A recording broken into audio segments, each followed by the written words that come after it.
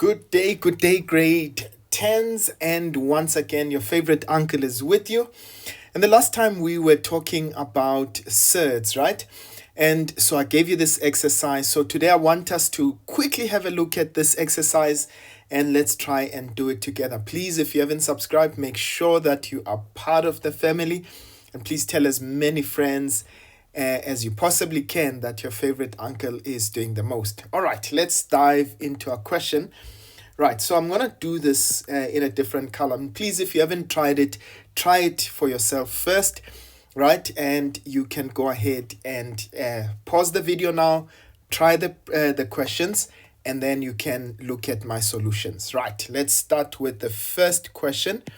Right, so we had square root of 8 plus the square root of 18. Right, so square root of 8 plus the square root of 18. Now, please remember, I said to you, anytime that we are looking at surds, we need to break them down into prime factors.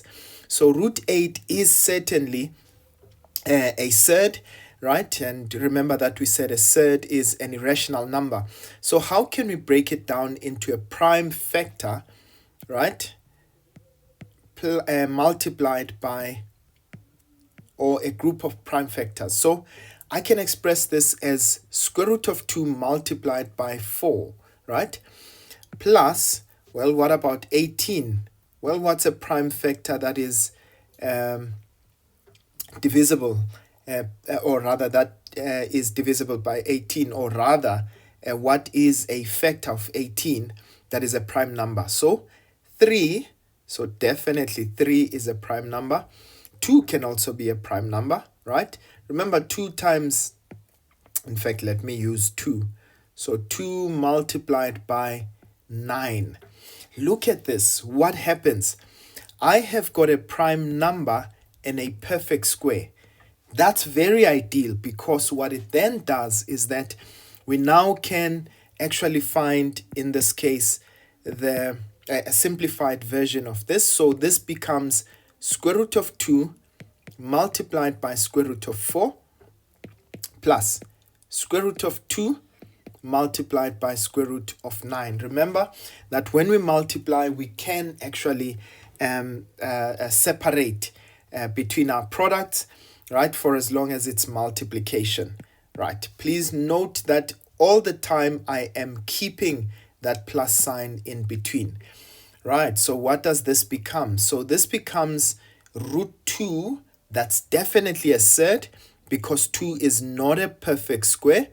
So that's root 2 multiplied by square root of 4 is not a surd. Why? Because 4 is a perfect square. So square root of 4 is equal to 2 plus, again, root 2 is an irrational number. It is a surd. Okay, multiplied by square root of 9. Remember, 9 is a perfect square. So that becomes 3. Now, a way to write this down, remember that we say that mathematics, or rather in mathematical language, we say that multiplication is commutative, meaning that I can change the order of multiplication, but it doesn't change the outcome. So, in this case, if I say 2 multiplied by 3, it's exactly the same as 3 multiplied by 2. And of course, you learn something different when we talk about cross multiplication and dot multiplication. That's inversity though. So in this case, we've got 2 multiplied by root 2 plus 3 root 2. Now notice in this case, this is just simple plain old addition, where we say that if I've got, so look at this. These are exactly like terms. 2a plus 3a would give me 5a, isn't it? We say that if the signs are the same and we are adding, or rather if the signs are the same, we add and keep the sign. So look at this. We've got 2 multiplied by root 3, 2 root 2 and 3 root 2. So what is this? They are definitely like terms. So we can actually say this is equal to 5 root 2. and that is how the cookie crumbles. So you can only add surds for as long as they are the same surd. So if the coefficients are there and we've got the same surd, then we know that we can add them together. So what do I mean by that? If I had, let's say, 2 root 3 plus 3 root 2, so what does that mean? I cannot be able to add these together. That would be the simplest way because our surds are not the same. All right, beautiful stuff. Now let's go on to the next one. We've got 3 root 2 plus 5 root 2. Well, let's write that down. 3 root 2 plus 5 root 2. Well, in this case, is there any way in which we could simplify this? Absolutely not. But what do you note once again? Our surds are exactly the same. So which means that we can add them together.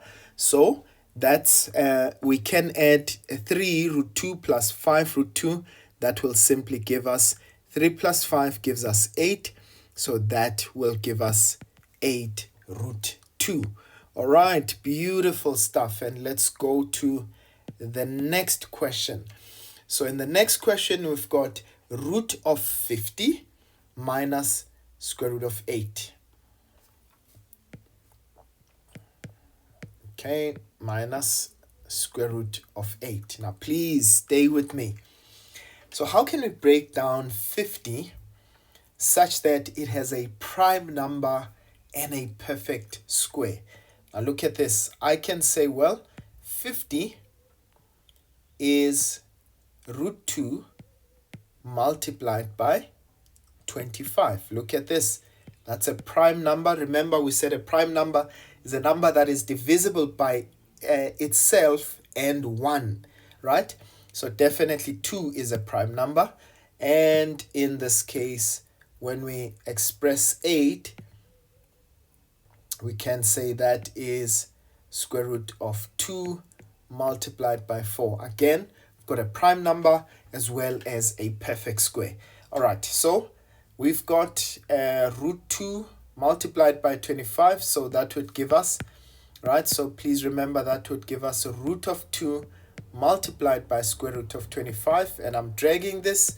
I know that for those of you who now have gotten the hang of this, you can just give us the answer straight up, right? So what does this give us?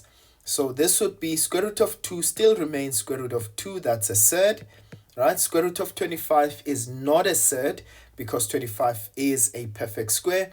So that would give us 5.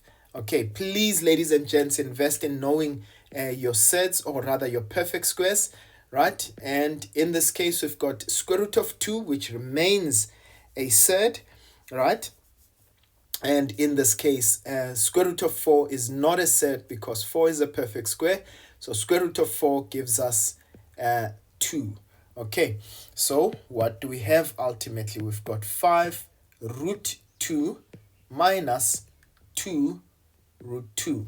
Now remember, we say that if the signs are different, we subtract and we take the sign of the bigger number. Right, we've got the same surd there, which means that we can say, well, this is 5 root 2 minus 2 root 2, which gives us 3 root 2. Positive 3 because remember this was positive. It has a bigger number, or in this case, the positive is bigger. Okay, and we subtract the 2 and we are going to take the sign of the bigger number for our answer. All right, ladies and gents, this is where we are going to keep it, right? This is how we simplify surds, but I will still come back to you with another lesson on surds. For now, please keep it locked on this channel. Don't forget to subscribe and to like, and I'll see you guys again next time. Sharp, sharp.